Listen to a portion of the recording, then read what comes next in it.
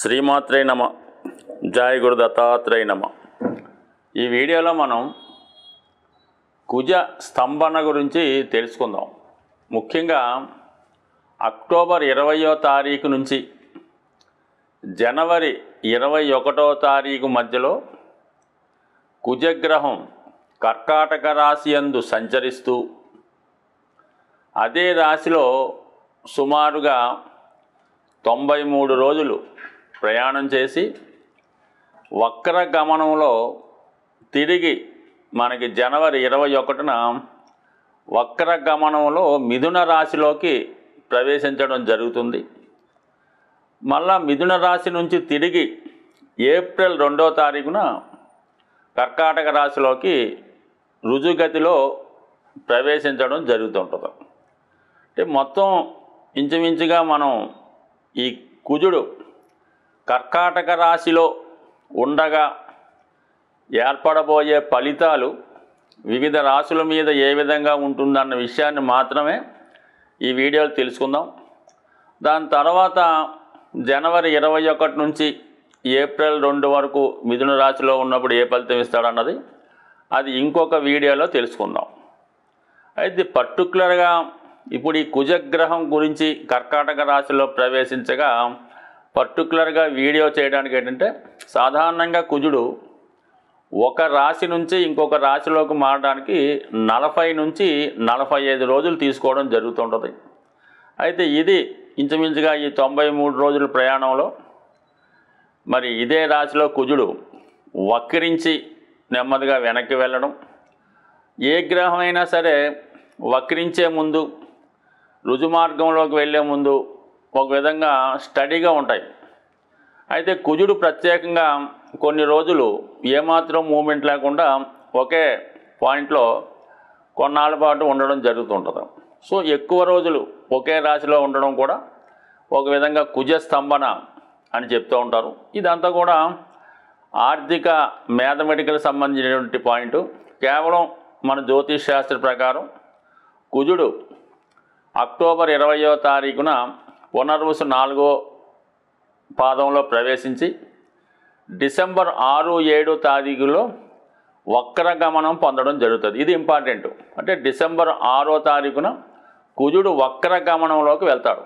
ఆ వక్ర గమనంలోకి వెళ్తూ మళ్ళీ నెమ్మదిగా ఈ పుష్యమి పునర్వసు 4వ ఇలా వెనక్కి వెళ్తూ తిరిగి జనవరి 21 నాటికి మిథున రాశిలోకి ప్రవేశిస్తాడు. మరి ఈ కర్కాటక రాశిలో ఉన్న 93 రోజుల్లో మరి కుజుడు ఎటువంటి ఫలితాలు ఇవ్వడం జరుగుతుంది అని పరిశీలించినప్పుడు కర్కాటక రాశికి ఒక ప్రత్యేకత ఉంటుంది. ఇది కుజునికి నీచ క్షేత్రం. అంటే కుజుడు ఆ రాశిలో నీచపడి ఉంటాడంటే ఒక విధంగా బలహీనపడి ఉంటాడు. సో దాంతోపాటుగా మరి ఈ కుజుడికి మెయిన్ మనకున్నటువంటి సుపీరియర్ ప్లానెట్స్లో అంటే మనకి భూమికి దగ్గరగా ప్రయాణించే గ్రహం ఇంచుమించుగా కుజగ్రహం. దానికి బాగా వెనకాదల గురుగ్రహం, దానికి వెనకాల బాగా వెనకాల చివరిగా శనిగ్రహం ఉండడం జరుగుతూ ఉంటుంది. మరి కుజుడు భూమికి దగ్గరగా ఉండడం వల్ల మనకి భూమి మీద అంటే భూమి మీద ఉన్నటువంటి ప్రజానీకం మీద కుజుడు యొక్క ప్రభావం చాలా ఎక్కువగా ఉంటుంది. మరి అలాగే ఈ కుజునికి గురువుకి శనికి ఉన్నటువంటి సంబంధాన్ని కూడా మనకి ఈ గ్రహాల ప్రభావం ఈ మానవాళి మీద పడడం జరుగుతుంటుంది. మరి ప్రస్తుతం కుజుడు కర్కాటక రాశిలో సంచరించగా శని అష్టమ స్థానంలో సంచరించడం అన్నది అంటే ఇద్దరికీ కూడా షష్టాష్టకాలు రావడం జరిగింది. అంటే కుజుడు కర్కాటక రాశిలో ఎన్ని రోజులు ప్రయాణించినా ఎవరికి అభ్యంతరం లేదు. కానీ శనికి 6వ స్థానంలో కుజుడికి శని అష్టమ స్థానంలో ప్రయాణించడం అన్నది చాలా వరకు జాతకుల మీద ఈ ప్రభావం చూపుతుంది. అలాగే దేశం యొక్క పరిస్థితులు కూడా చాలా వరకు ఎక్కువగా ఇబ్బందికర పరిస్థితులు దేశ పరిస్థితులు కూడా చాలా వరకు ఇబ్బందికరంగా ఉండే అవకాశం ఉంది. సో ఇది ఎక్కువగా మరి ప్రజా సమస్యలు, అలాగే పోలీసు వ్యవస్థ యొక్క స్ట్రగులు, అలాగే భూములకు సంబంధించిన విషయాల్లో ఇబ్బందులు ఇవన్నీ మరి ఈ గోచార రీత్యా జరుగుతుంటాయి. అయితే గురువుకి కుజునికి అర్ధకోణ దృష్టి ఏర్పడటం వల్ల చాలా వరకు కుజుడు మరి మంచి ఫలితాలు ఇవ్వడానికి కూడా కారణం అవుతూ ఉంటుంది. సో ఏదైనా మొత్తం మీద ఈ కుజుడు సంచరిస్తున్నటువంటి ఈ 90 రోజులు 93 రోజులు సుమారుగా, అంటే పంచాంగాన్ని బట్టి మరి వాళ్ళు పంచాంగకర్తలు వేసిన లెక్కలను బట్టి కొద్దిగా అటు ఇటు మారచ్చు.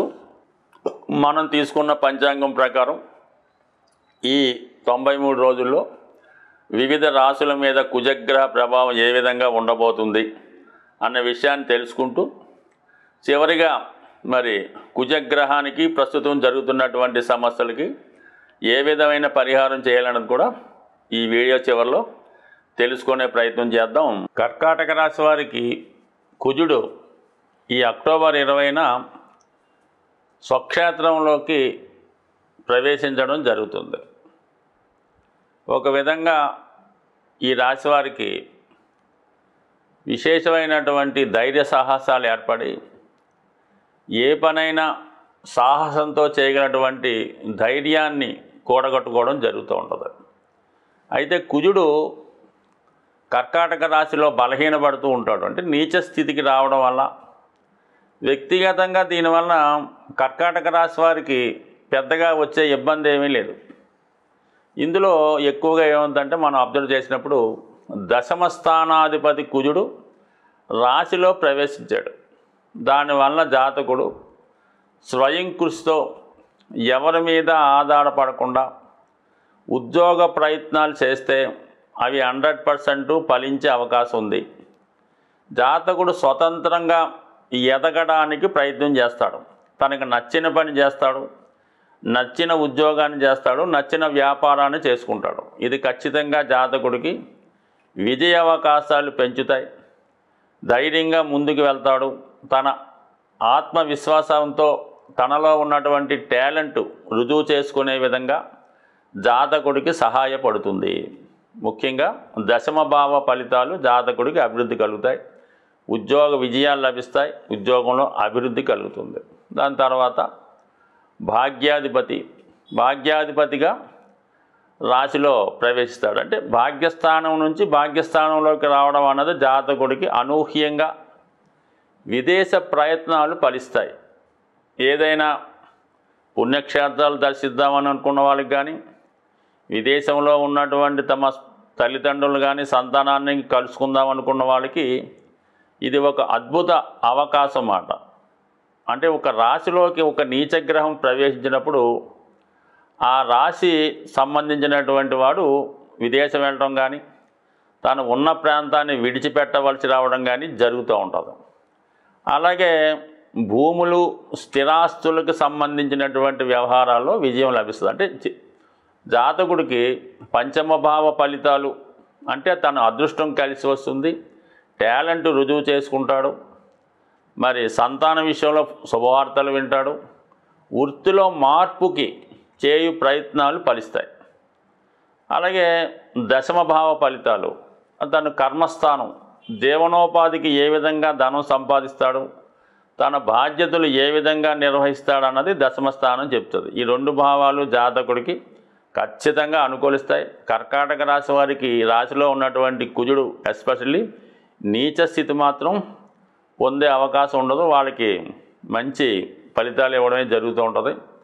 మరి శనితో షష్టాష్టక స్థితి మాత్రం కొంతవరకు జాతకుడికి ఇది ఒక విధంగా అష్టమ శని ప్రభావంతో పాటు రాశి మీద కూడా అష్టమ ప్రభావం ఉండడం వల్ల సడన్గా ఉద్యోగం పోగొట్టుకోవడం కానీ, ఉద్యోగానికి రిజైన్ చేయడం కానీ, ఉద్యోగం మానివేయవలసి రావడం కానీ జరిగే అవకాశం ఉంటుంది. కాబట్టి ఉద్యోగ సంబంధించిన విషయాల్లో చాలా రాజీ మార్గంతో వెళ్ళాలి.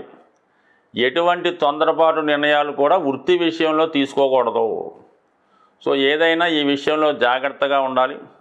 కొంతమందికి అయితే ఏదన్నా వృత్తిపరంగా కొన్ని పనిష్మెంట్లు కానీ, మెమోలు రావడం కానీ, ఉద్యోగాన్ని బలవంతంగా సెలవు పెట్టడం కానీ జరిగే అవకాశం ఉంటుంది. కాబట్టి మరి ఈ విషయంలో కొంతవరకు జాగ్రత్త వహించండి. అయితే అంత భయపడవలసిన పని మాత్రం లేదు. ఎందుకంటే మరి లాభస్థానంలో ఉన్నటువంటి గురువు అర్ధకోణ దృష్టితో కుజగ్రహాన్ని వీక్షించడం వల్ల 100% ఎంత పెద్ద సమస్య అయినా జాతకుడికి పరిష్కారం అవుతుంది అన్నమాట. అంటే భాగ్యాధిపతితో మరి రాజ్యాధిపతి ఈ కేంద్ర కోణ ఈ దృష్టి అంటే అర్ధకోణ దృష్టి ఖచ్చితంగా జాతకుడికి పురోభివృద్ధిని అభివృద్ధిని కలిగించే అవకాశం ఉంటుంది. ఆర్థిక పరంగా సక్సెస్ ఉంటుంది. బట్ ఏంటంటే కొద్దిపాటి అవమానం అనేది తప్పదు, కానీ అది కూడా పడకుండా జాగ్రత్త వహిస్తే అన్ని విషయాలు జాతకుడికి అనుకూలంగా మారే అవకాశం ఉంది. ముఖ్యంగా నిరుద్యోగులకి ఈ రాబోయే 93 రోజులు అక్టోబర్ 20 నుంచి జనవరి 21 మధ్యలో ఒక వరం లాంటిది. ఎవరైతే పోలీస్ డిపార్ట్మెంట్లో ఉద్యోగం కోసం ప్రయత్నిస్తారో, లేదంటే ఏదన్నా టాలెంటెడ్ ఉపయోగించి పోటీ పరీక్షలు అంటే సివిల్స్ సంబంధించింది, ఐఏఎస్ సంబంధించింది, గ్రూప్ 1 సంబంధించింది, ఎటువంటి పోటీ పరీక్షల్లో అన్నా కాన్ఫిడెన్స్తో మీరు మీ యొక్క సొంత ఆలోచనతో మీరు ఆ పరీక్షలకు ప్రిపేర్ అవుతే ఖచ్చితమైన విజయం. ఎందుకంటే కర్కాటక రాశి వారికి ప్రస్తుతం ఉన్నటువంటి కుజుడు ఈ జనవరి 21న మిథున రాశిలోకి వెళ్ళినా తిరిగి మళ్ళీ ఏప్రిల్ 2వ తారీఖున ప్రవేశించడం జరుగుతూ ఉంటుంది. సో ఇంచుమించుగా మనకు అటు ఇటుగా ఈ రాబోయే 7-8 నెలల దాకా కూడా కుజుడు ఈ రాశి వారికి ఫేవర్గా ఉండడం వల్ల మరి ఈ సమయంలోనే ఎక్కువ మరి అటు రేపు రాబోయే మెడికల్ ఎంట్రన్స్లు, ఇంజనీరింగ్ ఎంట్రన్స్లు, ఐఐటి ఎంట్రన్స్లు ఇవన్నీ కూడా ఇంచుమించుగా ఇదే టైంలో జరుగుతాయి. కాబట్టి ముఖ్యంగా ఏప్రిల్ 2వ తారీఖు తర్వాత, ఏప్రిల్ 2 తర్వాత ఈ కర్కాటక రాశి వారు ఎటువంటి పోటీ పరీక్షలు రాసినా కూడా 100% దాంట్లో విజయం లభించే అవకాశం ఉంది. అయితే కర్కాటక రాశి వారు ఎప్పుడు కూడా ఒక విషయాన్ని గుర్తుపెట్టుకోవాలన్నమాట. వారు ఇతరుల యొక్క సలహాలు పాటించకూడదు. ఇతరులు ఏం చేస్తున్నారో మనకు అనవసరం. మీ దారిలో మీరు వెళ్ళిపోండి. కేవలం మీరు గురువు చెప్పిందన్నా వినండి, లేదంటే మీ అంతరాత్మ చెప్పిందన్నా వినండి. అంతే తప్ప ఇతరులను ఫాలో అయినా వాడు అచ్చవుతున్నాడు ఇచ్చవుతున్నాడన్నా ఖచ్చితంగా మీరు ఫెయిల్ అవ్వడం జరుగుతూ ఉంటుంది. కాబట్టి మీ పందాలో మీరు వెళ్తేనే పూర్తి సక్సెస్ సాధించే అవకాశం ఉంటుంది. ఎవరి జాతకంలోనైనా వాడు ఖచ్చితంగా ఉద్యోగంలో అభివృద్ధి చెందాలన్నా, వ్యవసాయ వ్యాపారాల్లో పోటీని ఎదుర్కొని నిలబడాలన్నా, ఒక సాధారణ స్థాయిలో జీవనాన్ని ప్రారంభించి ఉన్నత స్థాయికి ఎదగాలంటే కుజగ్రహ అనుగ్రహం తప్పనిసరిగా ఉండాలన్నమాట. సో అందువలన కుజుని యొక్క అనుగ్రహం కోసం మరి 2 విధాలుగా మనం కుజుని యొక్క అనుగ్రహం పొందడం వచ్చు. ఒకటి ఏంటంటే సుబ్రహ్మణ్య స్వామి ఆరాధన. మంగళవారం ఎప్పుడన్నా సరే కుజుడికి మంగళవారం నాడే పరిహారం చేయడం వల్ల అది కలిసి వస్తుంది. మరి మంగళవారం రోజు ఒక 8 మంగళవారాలు సుబ్రహ్మణ్య స్వామికి బెల్లం పానకంతో అభిషేకం చేయడం వల్ల ఖచ్చితంగా కుజుని యొక్క పరిహారం జరుగుతుంది.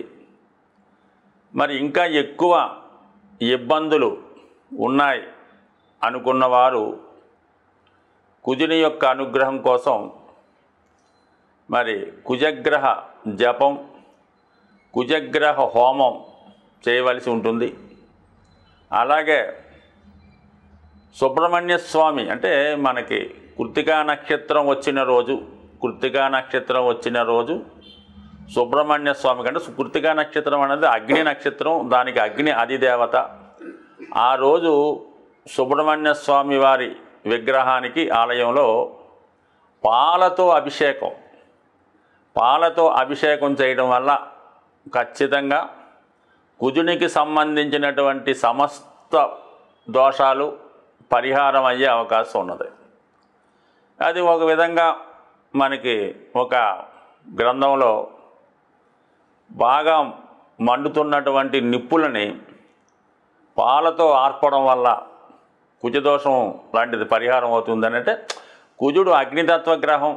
మరి ప్రస్తుతం కుజుడు కర్కాటక రాశి అనే పాల సముద్రంలో సంచరిస్తున్నాడు. అందువల్ల మరి మంటల్ని అంటే నిప్పుల్ని ఇది పాలతో ఆర్పడం వల్ల మరి కుజుడు శాంతించే అవకాశం ఉంటుంది. సో అలాగే మరి హనుమాన్ శక్తికి కారకుడు, ఒక విధంగా కుజగ్రహానికి సాక్షాత్ స్వరూపమైనటువంటి హనుమంతుడు హనుమాన్ చాలీసా పారాయణ చేయడం వల్ల, మంగళవారం రోజు హనుమాన్ ఆలయంలో తమలపాకులు మాల స్వామికి అలంకరించాలి. అంటే ఏ విధంగా అలంకరించాలి? 108 తమలపాకులు, లెక్కతో సంబంధం లేదు. ఈ దండ ఎంత మీరు చేయగలిగితే ప్రతి ఆకు మీద సింధూరంతో శ్రీరామ అని రాసి దాన్ని మాలగా తయారు చేసి మరి ఆంజనేయ స్వామికి హారంగా సమర్పించడం వల్ల మరి స్వామికి అనుగ్రహం లభిస్తుంది. మరి ఇంకా చాలా చిట్కా రెమెడీ లాంటిది ఏంటంటే, మరి చిన్ని కృష్ణుడికి అంటే కృష్ణ దేవాలయంలో కృష్ణుడికి వెన్న నైవేద్యంగా పెట్టడం వల్ల 100% కుజదోష పరిహారాలు. అంటే కుజదోష పరిహారం లేదు, కుజుడు దోషం అంటే కుజుడు పరిహారం చేసుకోవడం వల్ల కుజదోషం, అది పెళ్ళికి సంబంధించింది కుజదోషమే కాదు. ఒక జాతకుడు చెడు అలవాట్లు ఉన్నా వాడికి కుజదోషం ఉన్నట్టే. రోజు మందు తాగుతున్నాడు, కుజదోషం ఉన్నట్టే. ఊరికి అందరినీ ఏడిపిస్తున్నాడు, అమ్మాయిని ఈవిటేజింగ్ చేస్తున్నాడు, చైన్ స్నాకింగ్ చేస్తున్నాడు, అది కూడా కుజదోషమే. పిక్ పాకెట్ చేస్తున్నాడు, కుజదోషమే. ఇంట్లో డబ్బులు పట్టుకుపోతున్నాడు, కుజదోషమే.